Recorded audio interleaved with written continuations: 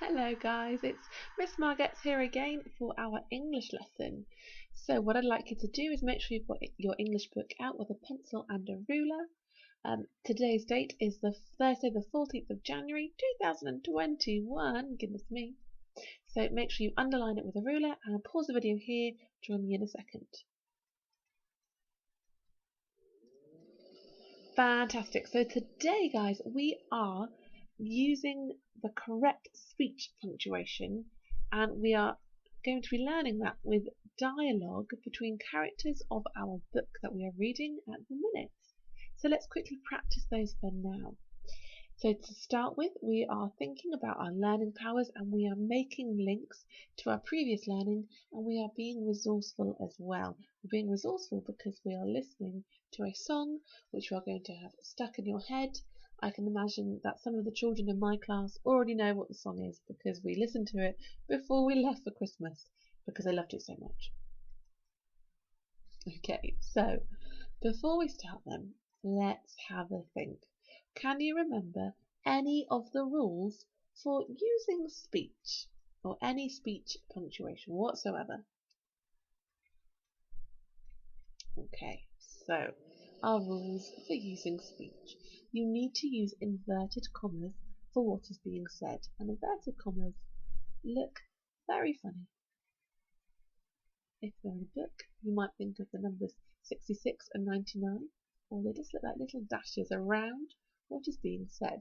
We're going to explore those more in a bit, so don't worry for now. You must always use a piece of punctuation inside the inverted commas. And you need a new speaker. If you've got a new speaker, then you need a new line. So let's have a look at this. "I can't believe it!" exclaimed Mrs. Shaw. "Oh no, what's wrong?" asked Mrs. Passmore. Here we have our speech punctuation. Our inverted commas being here, around what is being said, and then we also need inside those inverted commas a piece of punctuation. I have an exclamation mark. Exclaimed Mrs. Shaw.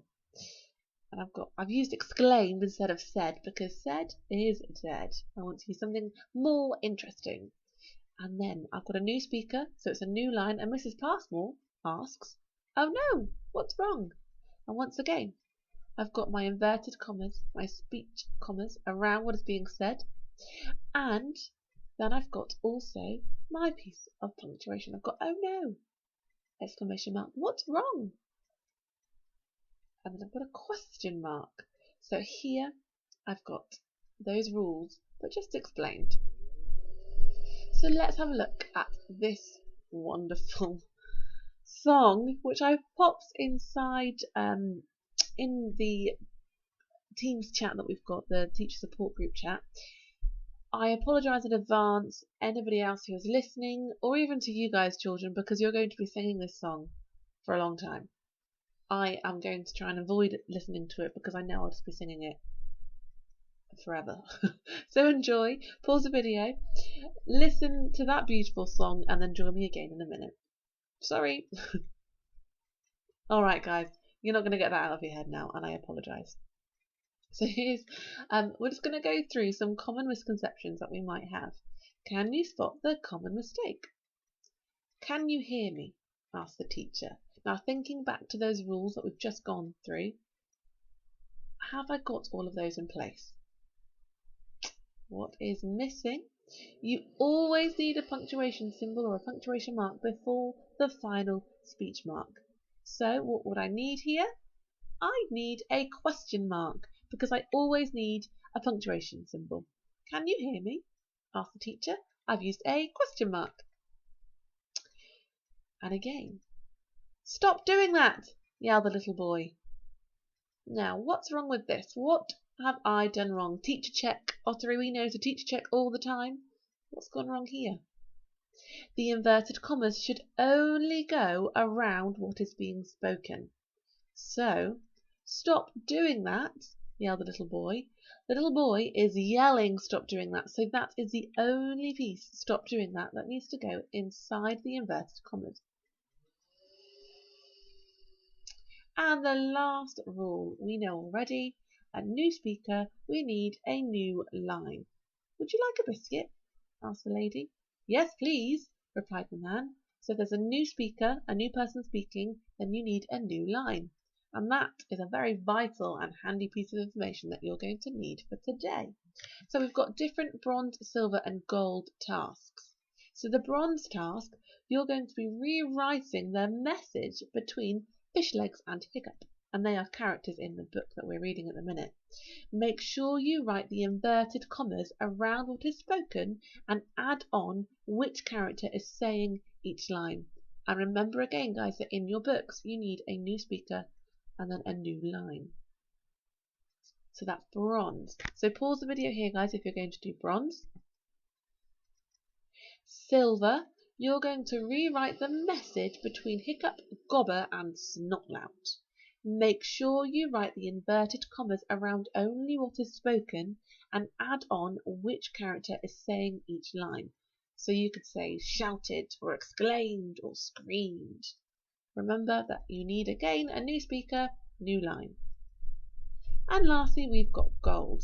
Now all of the punctuation is missing, so make sure you include everything in your books.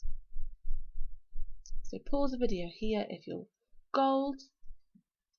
If you've got any questions, remember to ask the teacher in our support group chat.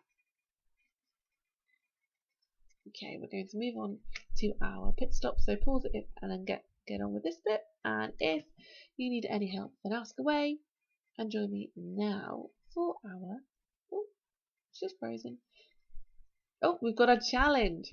So if you've done that one, continue the conversation between the characters, remembering all of the rules for speech. Okay, so let's think of different words that we could use instead of said, because said is boring. We could have exclaimed, yelled, bellowed, whispered. Can you think of any other words for said instead? Perhaps you could go back to your writing if you've used said and think of a different way of saying it. And lastly, for our plenary, did you know that we can change the order of speech to make our writing more interesting? For example, I've got some different ways that I've used this here. Can you see how each way is different? Have you got any food? I'm really hungry, whispered the little boy. The little boy whispered, have you got any food? I'm really hungry. Have you got any food? Whispered the little boy. I'm really hungry. Can you see how my speech has changed the position in each of those sentences and how the writing can be more interesting depending on where that reporting clause is? So have a go at yours, have a look at yours and see how you might have changed. You don't have to write them down, but just go through each sentence and see how you could perhaps change the position of the speech to make your writing more interesting, to get that reader more gripped. We know that with our writing we want a reader to be gripped and interested and enthused. But fantastic work today, guys. If you've got any more questions, please just ask the teacher who is on duty to answer any questions that you might have. If there's anything else that we can do to help, please just get in contact with us and we will do our best. We're looking forward to seeing you again soon. Take care and stay safe. Bye.